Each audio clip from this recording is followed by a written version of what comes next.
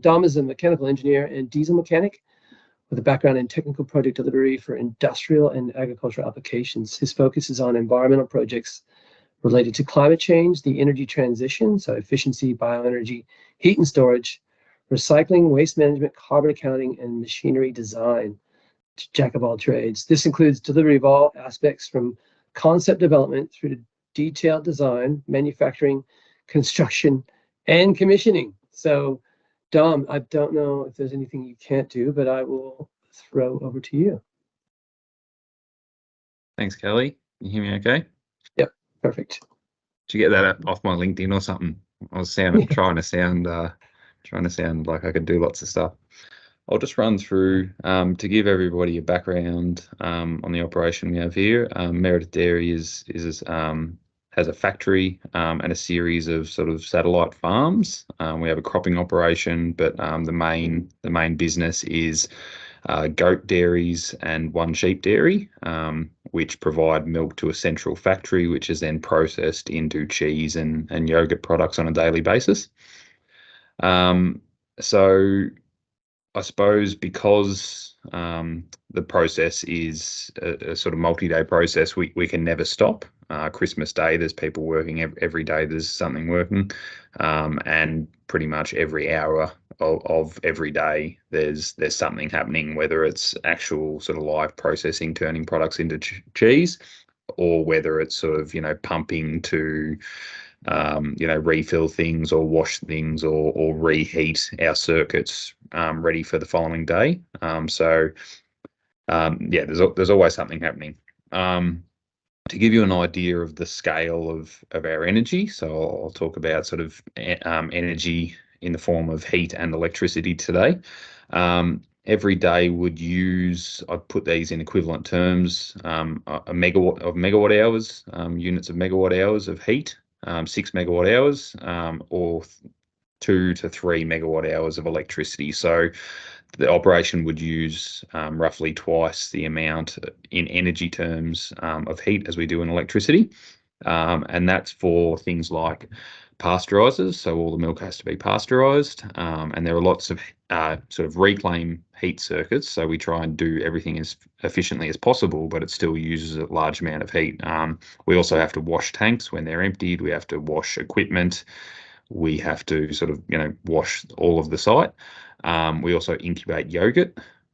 So there's this huge heat demand, and that's at sort of these two different grades. One is at 85 degrees. That's a circuit which we don't actually consume the water. It's just sort of the heat is drawn down off that circuit and put into milk, for example, and then reheated.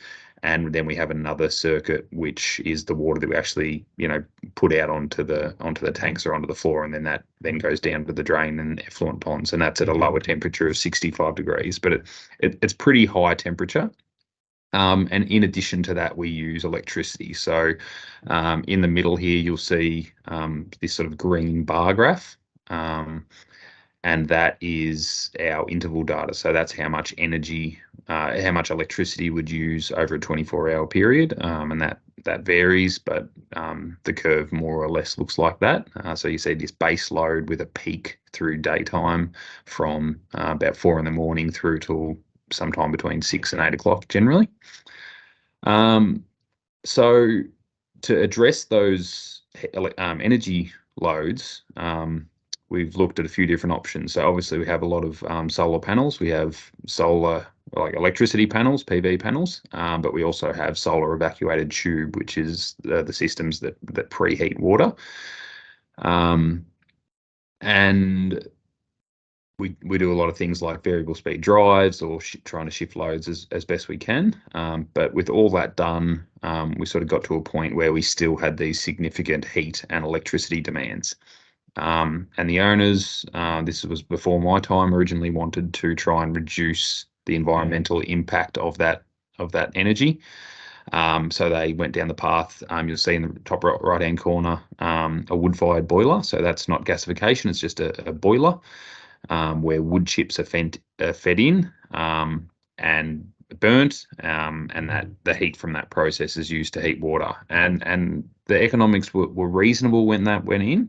But over the years, with sort of improvements on how and when we run that machine, and also increases in gas prices.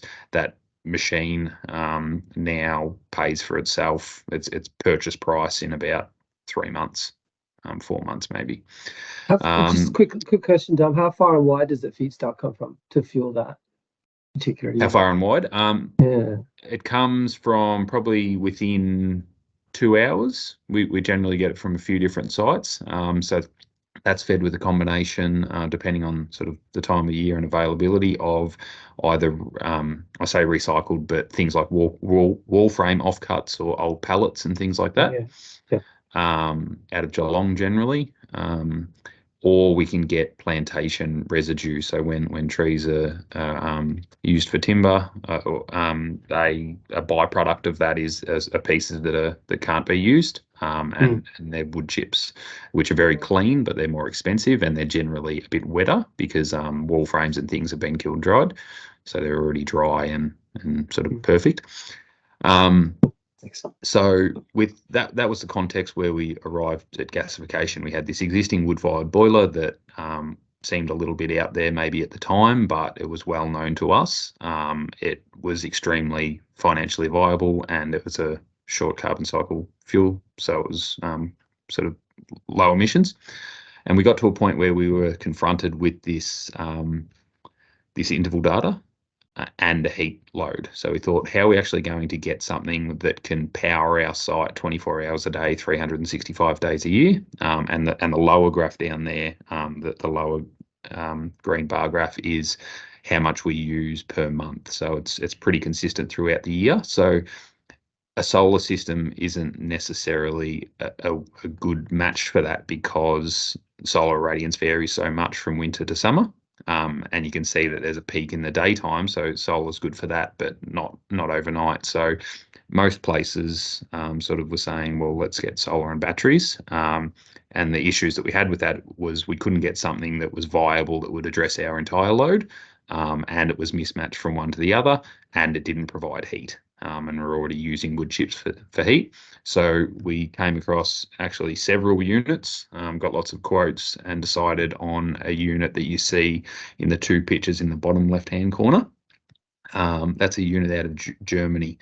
It's called, we call it, and they call it, a combined heat and power plant. So what happens with that is we take wood chips, and they fall on the very left picture. They fall through the roof of a shipping container. So this came as a containerized unit. It falls into a sort of hopper. Everything's held at sort of pressure. So one door will open, chips will come in, it'll close, the next door will open. And Kane's been out to see this unit as well. And those wood chips are then fed into you see a sort of galvanized clad tube at the far end of that picture, and that's what they call the reformer. So it's essentially a high temperature vessel where chips are fed in at the top, and slowly they are heated in the absence of oxygen to a point where that solid gives off a gas, but it doesn't burn because it's removed from oxygen and removed from flame. That gas is then, and the charcoal that is the remnants of the wood chips are slowly ground down and pushed out the bottom of that unit, and then goes through a series of pipes where we extract heat, and then it is filtered in a big filter. And after that, we have a gas, which is a fuel. So it's a cleaned wood gas, free of contaminants.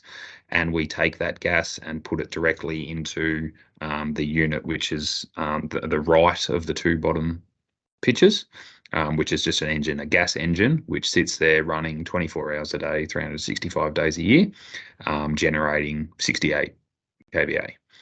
So that unit, if you can, I don't know if you can see my cursor, but if you imagine to go back to our interval data, we have this sort of base load. If you look at sort of midnight, the two extremes, you have this base load, which is about 65 to 70 kilowatts.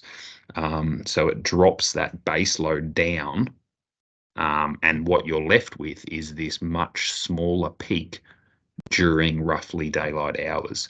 So that then frees us up to be able to install a much smaller solar PV system, and we also get our heat between this unit and our existing wood-fired boiler from wood chips, which saves on LPG. It saves on our demand on the grid. So we installed this last year, and it was late last year by the time we finally commissioned it, and then we had to do some feed system, but it pretty much runs non-stop. We turn it off to change the oil. If something goes wrong, we'll sort of troubleshoot it and get it back up and running. And yeah, that's pretty much a background. I don't know if you want me to keep going, Kelly, or if you had some questions to. I wanted to ask you and help dispel a couple of myths. So the people that want to poo-poo bioenergy always say you're burning trees. Okay, now we all know that's been going on as far back as DKRs, or dead koala recs, when the MRET first came out, the mandatory renewable energy target. What would you say that first and foremost, how does gasification actually differ from burning stuff? Is the first question for the audience. I know a lot of people here know what that means, but a lot of people probably don't. Okay, so the gasification. So imagine you hold up a cigarette lighter to a piece of wood, and you ignite that wood. You will see that wood burn, and you'll say, "I'm burning the wood," but in reality, you're not burning the wood directly. The heat from the flame is turning that solid into a gas, which is then igniting. So you are burning the wood, but there is a phase change in between. What the gasifier does is creates the same situation where that heat, where the wood gives off that gas because it is being heated, but because it's removed from flame, you're not burning it directly. You're then taking the gas separately away from the sort of phase change from wood solid to wood gas, and you are then burning that gas. So that's much more efficient process thermally, and therefore much greater environmental impact and environmental reduction. Yes. So to give context, an internal combustion engine is extremely inefficient way of getting a high grade energy. We use them because they're all we've got. That's why we all have cars, and they all have cooling systems which are getting rid of waste heat, and they all have exhausts which are throwing away waste heats, and most cars would be in the order of 10-15% efficient. By running an engine like this, which is running at its sort of optimum setting, it's not ramping up and down, sitting in traffic, you can get that efficiency more, but you still have heat losses. Now, when you're at a site like ours, where we already have heat demand, and all of that heat can be reclaimed and offset heat that otherwise would have had to come from other sources, it's not a loss, it's reclaimed heat. So the combined efficiency thermally and electrically of this unit is over 80%. So that's the first thing around efficiency. Secondly, around the feedstock, there's nuance required around where feedstock's coming from. So we're not talking about cutting down the Amazon to try and fix other problems. We're talking about residue material which would otherwise oxidize and become CO2. We intercept that cycle, so we still have CO2 produced as a byproduct of this process, but that carbon could have only really come from the atmosphere recently. So it's a whole carbon accounting discussion, which is it's not my personal view around whether this is you have to consider that carbon, like that's a whole another framework, and it is a renewable, sustainable source. So I'm not saying that everybody should be cutting down trees, but there's existing supply that's already being wasted, and it's hard to argue that's not a good thing to do when the alternative, for us at least, would be burning LPG. And would you say, because you've had to do the work, the groundwork to find the resources, is there a fair bit of residue or sustainable feedstock available in this state? Yeah. So there's huge amounts available There's guys that are probably on the line who would have those figures on the top of their head, but one example that I would often use, that I heard a couple of years ago at a conference, somebody spoke about how there was no demand for their straw product, and how in one afternoon 200,000 tons went up in the air because they had to light it up because there was no end market for that. So that's residue from an existing process, which currently there's nothing to do with but burn. To give you an idea, to power, well, not to power all of our site, we're still grid tied, but the power from this unit and the heat from both this unit and our existing boiler, we're talking 700 tons a year. So what powers and heats our site mainly for an entire year is 700 tons, and then a small farm, not a small farmer, but a small region with a few farmers are talking about lighting up 200,000 tons. Yeah. So, there's a huge range of material available. And are you at liberty to say roughly, what the payback on the gasifier is in the current context? I mean, given you've got the boiler, you've got the solar PV and the solar thermal systems there, you're obviously rocking with a lot of renewables anyway, but what would you say the payback is on the gasifier as installed? About 3 years now. So when I first did the numbers, it was 4.2 years. We didn't know, we had to rely on maintenance figures and fuel figures and everything. Maintenance figures provided by them and fuel figures that we had. Since that time, electricity's gone up 30%, gas has gone up a heap, and wood chips have pretty much stayed the same. The business case is there, and I think most people that you would talk to would be able to find reasonably clear numbers around business case. I think the uncertainty that most people would face is around, how do these units work and how are they maintained and what happens when there's a breakdown and all these sorts of things. And like, we're in a pretty good position. We've got staff on site. We're technical people, and there's always somebody around.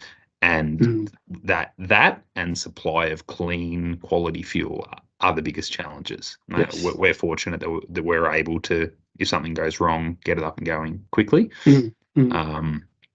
But I wouldn't take this on if I didn't, know one end of the spanner from the other. It's not.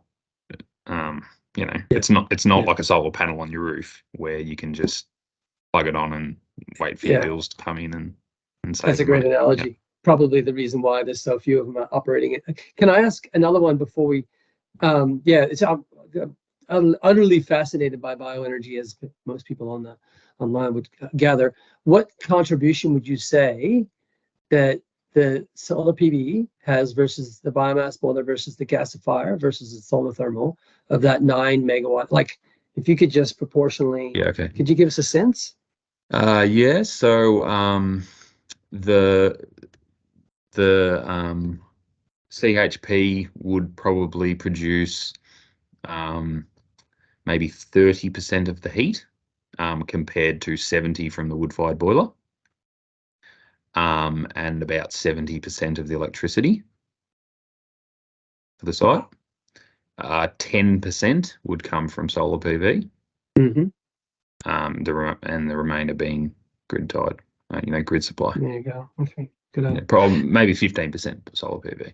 But they're perfectly complementary, aren't they? I mean, yeah. So there's it's not an inverter; they call it a synchronizing device. But essentially, just like a solar PV inverter will, be grid tied, and power will go this way when you're using much. If that's a grid into the house or out of the house, it'll go that way. That's exactly what happens. So the first day that we fired this unit up, we didn't know, power core came out, and they were like, "Oh, we've never seen one of these things. Can we come and have a look?" And we're sort of, turning it on really shyly, hoping nothing was going to blow up, and it went well. But the next day we looked at the interval data and we'd exported. So it's literally that. If you have excess, it's exported. If you have a shortfall, you'll draw from the grid, exactly like solar. How long would you say you are before 100% renewables? Not net zero, but just the power and energy side of things. How close are you guys to that? Well, we already have LGCs, so we're 100% renewable, have been for years in that regard. As far as being on site, and I don't think we'd ever get to a point, or we'll not get a point to the near future where we would cut the ties and be off grid. I think we'd always remain grid tied. But as far as being able to power our site, I think I don't know, probably a couple of years. There's no reason why that isn't feasible.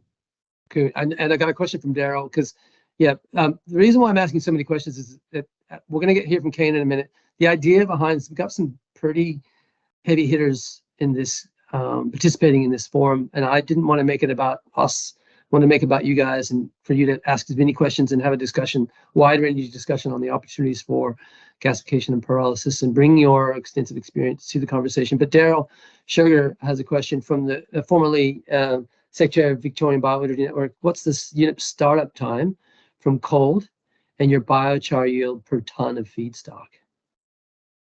Okay. Thanks, Daryl. Cold startup. I'd probably put cold startup at about an hour, maybe. And that's probably it would probably actually be under that. Yeah, maybe 45 minutes to an hour. And then it'll fire, and then generally we'd sort of wait around and check that everything's operating. There's a few things moving, and it likes to run at 500 degrees outside, at about 1200 degrees inside. So we keep an eye on it, but you'd have the engine fire up within that sort of time. But we try not to have it down, and even when I change the oil, I'll have it down and back up and running while everything's still pretty warm. So cold startup is something that we try to avoid. As far as biochar, so that's a good question. Depends on the feedstock, doesn't it? If we were using, say, 1.5 tons, maybe 8 ton. Sorry, I'm just doing some. If we had for every, probably about 1%. Going to say for probably 80 cubes, we'd have 800 or so litres. That's the size of the bin that it came with. So 1% comes out as biochar. About 1%. So that's probably the biggest distinction between gasification and pyrolysis, isn't it? Like you get a much more biochar off the pyrolysis than you do, depending on obviously. To be honest, the distinction between the two is one that I think I understand, but I wouldn't want to say it on a forum like this. But the one thing that certainly has been said to me in the past, and I believe it, is that if biochar is your desired outcome, you would run the machine with different parameters. So we are running it in a way where energy is our desired outcome, and biochar is a beneficial side byproduct. So at those settings, which were sort of set by the machine manufacturers, we'd be at about 1%. Cool. And Luke Wilkinson just asked, does the unit take a variety of feedstocks for fuel, material size, moisture content, etc., and does it need any pre-processing? Also, what are uses or market offtake for the biochar? G'day, Luke. Good to hear from you. It does take a bit of a range, but not not enormous. Like you couldn't put, for example, pallets in it. When the guy came out from Germany to help sort of turn it on for the first time, it sounded like that. They're miles ahead of us, and we're talking about different feedstocks, and it sounded like most sort of annual feedstocks were probably not really appropriate for this unit. There are other units that are, but ours is wood chips. There is a range of sort of cleanliness, particle size that you can tune the machine for, but not a huge range. Like you pretty much we get sort of 25 mil when it's recycled, or we just call it, I think they call it 15 to 40 or something. From another supplier, so it's reasonably a narrow window. One thing that we are doing is we're installing a sort of rake feed system to feed it, because at the moment we feed it with a tractor or a telehandler. We're putting in a rake system and then going onto a shaker screen and then using something called an air knife, which sort of allows heavier particles to drop out from the wood chip, because like with our boiler, the biggest, if you're taking feedstock, you're essentially taking whatever they give you. Okay. There's no fuel refineries here. You're just trying to process whatever they give you. So part of that is because we've had some periods, particularly with the boiler in the past, where we've got really bad stuff, and we want to avoid that. But the other thing is that by us processing it and taking contamination out on site, it allows us to access poorer quality feedstocks, which are cheaper. So there's a financial benefit there as well. So Kane's has vast experience in sales and service, previously with the automotive industry, having owned and operated a successful tire and automotive franchise outlet in Melbourne. Kane's experience in running businesses have developed a strong mechanical capacity and technical expertise, coupled with a focus on providing exceptional customer service. These skills learned have been invaluable assets in the role of sales and service director at Optimal Group, where a solid comprehension of cogeneration and trigeneration combines with the need to communicate the benefits of these clean technologies. Thank you, everyone. So I'm, as Kelly said, I head up the sales and projects sales team at Optimal.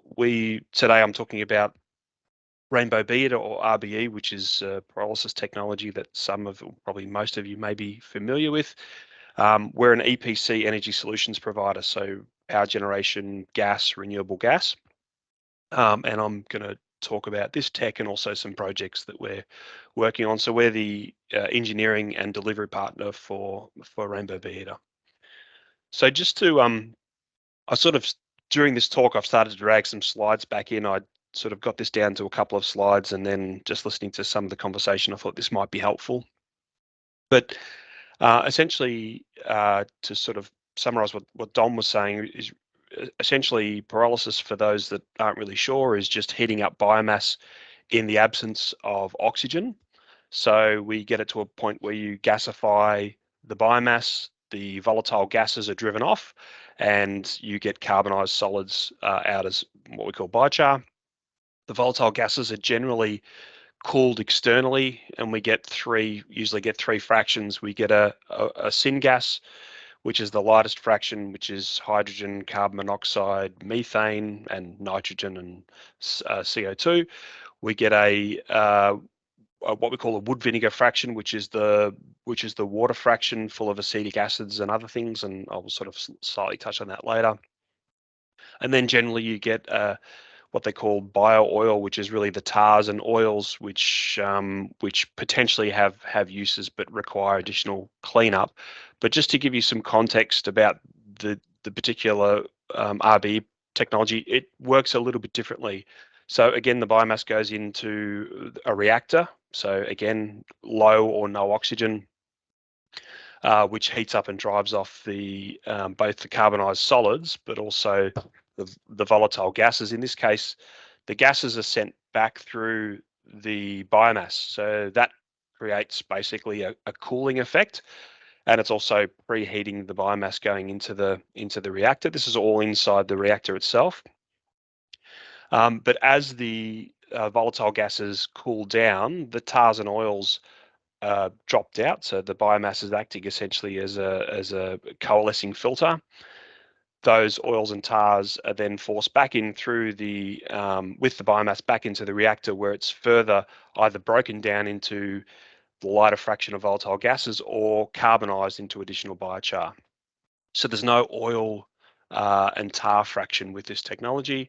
And then the syngas exits the reactor at circa 80 degrees C, and we produce this clean syngas, but also the wood vinegar as well. We can further cool and condense out the liquid fraction as well if we want some additional wood vinegar. So just to give you a sort of a view of what this technology looks like, multiple stage sections. We've got feedstock entry comes in via a centerless screw auger, which the pitch sort of collapses or gets closer together, which creates a plug, if you like. So the syngas can't exit through the feedstock delivery system. There's a knife here that cuts off a section of plug, which goes through the reactor. This section here is where the degasification happens and that countercurrent process that I described before. So the syngas is exiting this way. Oh, go back one more. Syngas is exiting this way, back through the feedstock and out the top of the at the top of this storage feedstock delivery chamber. This is the carbonization section where the final decomposition down to the biochar happens. There's a number of injectors here that bring in just a little bit of air, or we could use pure oxygen if we wanted a richer syngas. That air is used for a little bit of combustion of some of the syngas, and that drives the heat process. So once it's running, it's self continuous with the syngas combustion. So just a sort of a reiteration of that process. Hot syngas, high temperature. This is sort of 300 to 400 degrees Celsius. As it comes through and passes through the feedstock, it's condensing out those liquids, which is sent back to further carbonize, or we get that additional volatile fraction. So in terms of feedstock, which I just put this slide back in, one of the this technology is designed to remove carbon from the atmosphere. That's the core mandate from the founders of this company, Peter Burgess and Ian Stanley, is that they want to pull carbon out of the atmosphere. So one of the ways they've done it's designed to use, as Dom was saying before, things like wheat straw, products that have no real commercial value or other opportunity. The concept is that this produces enough value that we can pay farmers to harvest this material. And there's other low value sugarcane trash, cotton trash, animal bedding, those sorts of things. So designed in that in mind. So to give you an indication of a typical performance, so assuming about 7,500 hours a year, and this is to depend on the feedstock produced. We need about 4,500 tons of feedstock, and we produce about 3,500 tons of biochar on a wet basis. So we're adding water to that. I can go into that separately, and that produces the equivalent of about 3,500 tons of CO2 sequestered from the atmosphere. And there's carbon removal certificates that help drive these projects that are sold internationally. There's a European exchange, and RB were the first biochar technology outside of Europe to be certified to generate and trade carbon removal certificates. One of these will produce about 16 terajoules of clean syngas a year, which if you use that to offset, say, natural gas, it's about 830 tons of CO2 credits and 830 tons of avoided natural gas emissions as well. If we recover the wood vinegar, if we condense out the syngas further, we get about 1,500 kilolitres of wood vinegar. There's no market for that product really locally. We're looking at exploring export markets for that and doing different things. So wood vinegar is essentially after a bushfire where you get the charcoal sit on the ground, you get rain come through, wash off those acetic acids, which regenerate forests and pasture after bushfires. That's essentially what wood vinegar is. It's the condensed smoke from the process, and they're designed to about 100,000 hours design life. So for projects, though, we're looking at projects with multiple Eco2s. So I'll just take you through a few project case studies. So this is their first commercial project delivered for a greenhouse in South Australia, Mount Gambier, called HoloFresh. So that takes in wood chips. So their first project takes in wood chips, which is delivered to this walking floor trailer, which supplies the Eco2 is a continuous, not a batch process. So it just continuously feeds in the wood chips. It processes that feedstock, so converting to those two fractions of syngas and high carbon biochar. So the syngas is used on site to run a hot water boiler, which provides a a certain amount of the site's thermal needs. Someone's going to ask me what percentage, and I'll follow up. I don't know exactly. The biochar is then sent back to the wood chip supplier, and they mix it in with their wood chips to make a high value compost, which is sold to the market. So the current project we're doing at the moment is in Northern Victoria at a hothouse, which is six Eco2s in a purpose-built shed. So the shed's up, the feedstock delivery system is in. There's automatic telehandling of the feedstock. Basically, this crane drops in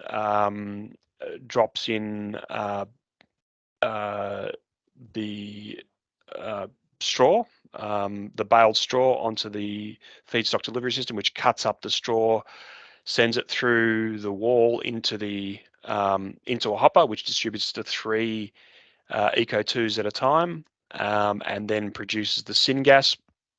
For this project, where Optimal's delivering a syngas conditioning system, so basically we're dew pointing the gas, so we're cooling it down to about 40 degrees to drop out all of the wood vinegar. We're then we sort of compress it up to low pressures, and we pipe that about 1 kilometre to the glasshouse.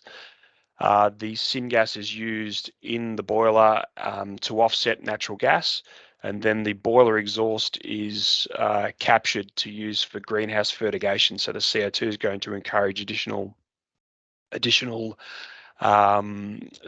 for their glasshouse to increase the productivity of their crop. And that will produce about 3.6 megawatts of gas energy continuously. So the skids themselves are about 12 by 2.5, 3 meters. That's excluding the feedstock handling and also service clearances. Each one of those will process about 0.5 ton to 700 kilograms an hour of feedstock. In terms of what the ideal, so there is a requirement for a certain type of feedstock, and that's basically because the feedstock is the cigarette filter, if you like, for the syngas. Needs to be a certain moisture content, but also a certain particle size. So we want that below 20% moisture, and 90% of the feedstock to be between sort of 2 and 15 mil. Additional outputs down there. I can send a copy of this if anyone's interested.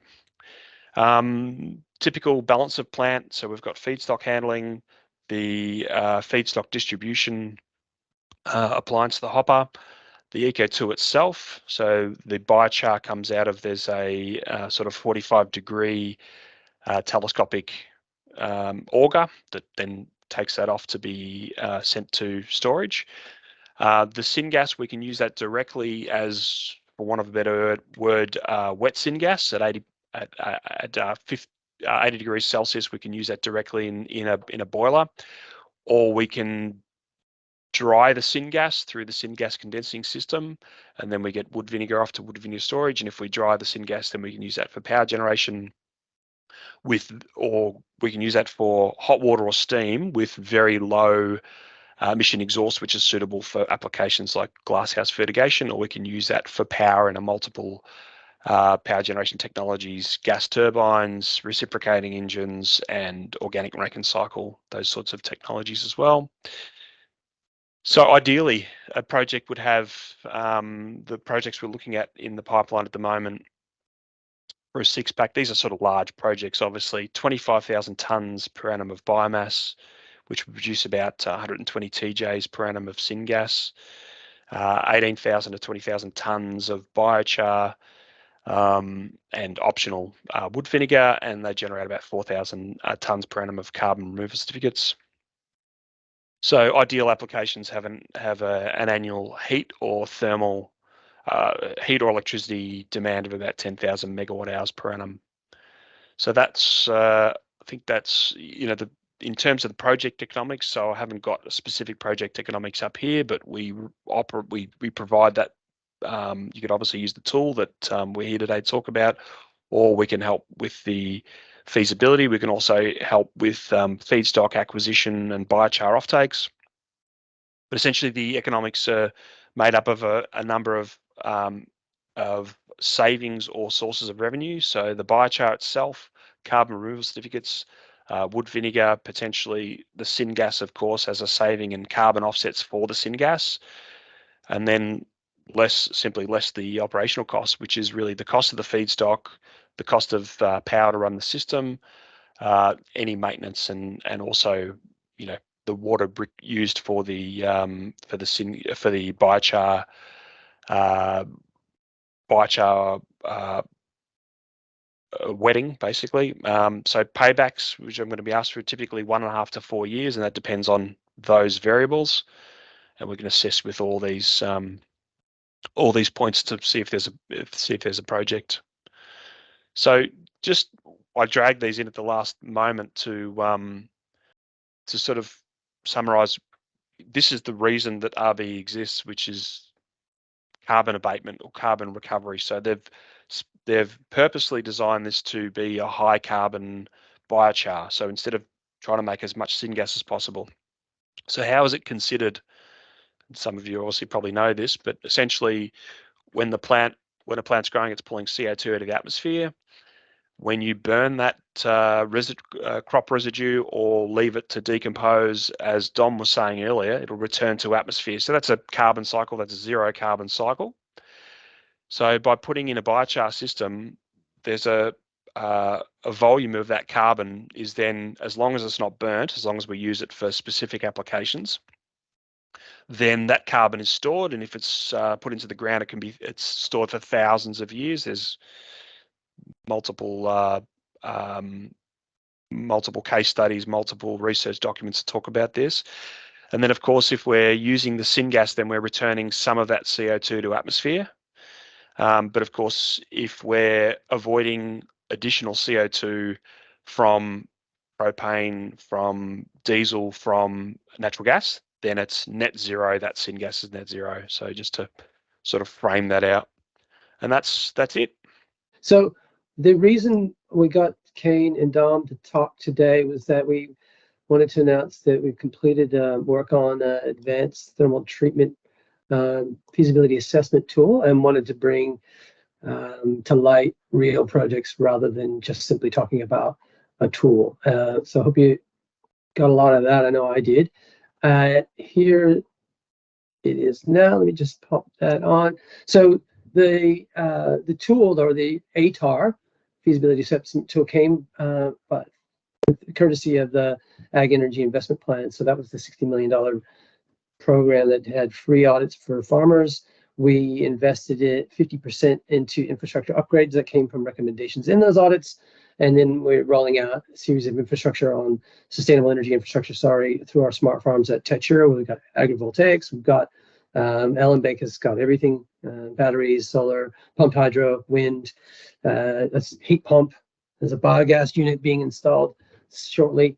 And then there's also Horsham, where we'll have hopefully floating solar, kinetic or flywheel, and a few other bits and pieces for a horticulture operation as well, just to demonstrate what's possible for farmers if they're not interested in investing yet and they want to kick the tires on something real. So that's where the funding came from to build this tool. The other reason why is that, you know, there's so much stubble being burnt off across the West. You know, this is near Lismore, where Andrew Lang farms. I went out and visited him, and actually took a cohort of Chinese folks out there who wanted to invest in bioenergy. They came to Victoria to visit us about the investment opportunities. So it's a big deal globally to recover some of this material that's being wasted and smoked right into the atmosphere. I saw massive burn off in the Ovens Valley, where Hancock Victoria plantations were burning off wood waste in situ, smoking out the bright. So there's plenty of opportunities there. And farmers are looking for outlets like the Stratham Straw Alliance. This guy here has been at it for quite a while.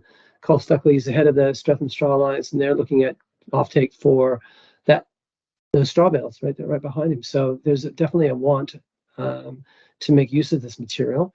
It's just a matter of finding the right deals. And obviously, the advanced thermal treatment systems contribute to our renewable energy goals, our circular economy goals, and our emissions goals overall. Carbon negative, we were just talking about before, which is, you know, I'm surprised this isn't everywhere. And part of the rationale behind the tool, obviously, is to sort of reduce some of those investment barriers as well. So without further ado, this is the structure of the overall tool. It's got an overview about what the worksheets are all about, user guide and how to use it step by step. There's a process flow that takes you through, what Dom and Kate pretty much just took you through just then, but on a page. And then there's a dashboard. After you put all the inputs in, it tells you the paybacks and the like. So there's the process flow. We've got, this one is looks like it's actually a gasification process flow. So that's what it looks like on the tool. You input the feedstock types yourself, and then you can put in your obvious consumption as well. Once you've done all of that, there's some default values around calorific value. You can tweak those as well. So everything is optimizable on the situation, but there are default values if people just wanted to have a play to see what the paybacks yield. And here's typical, and this is what I was hoping Kane and Dom might pipe in again, is basically typical yields values. So you can see the pyrolysis is really prolific at the sort of solids and pretty low on the syngas side. That's the fast version, and then so it's obviously slow pyrolysis gives you a different outcome. And then gasification, high on the syngas yield and much lower on the biochar. So 13%, which is much higher than Dom's 1%. But that's all about how you operate it and the type of unit you've purchased as well. So I might discuss that a little bit later. I want to try and just keep the conversation going more than anything else. That's the dashboard. So once you put in all of your inputs, you get your paybacks. You get you have to have the capex and opex values. An idea of the gasification cost itself, obviously, and it gives you lifetime paybacks over the course of like this particular one had a 6-year payback. Pays itself off almost 5 times over its lifetime, but a full gamut of outputs that you can actually start considering. Really what we're trying to do is get people to not blow money on pre-feasibility. This takes care of that and tells you whether or not you should do a full business case. So you skip some consultancy fees up front and get straight to the point. Well, is this a no-go or a go-go zone? So hopefully that's what the tool presents for folks. And if we get one farmer investing in gasification or pyrolysis as a result of using this tool, I will have considered it a success. But I think it does the job. Arup produced all of this for us by a competitive bid process, and they've done a fantastic job on the tool development, I'd say.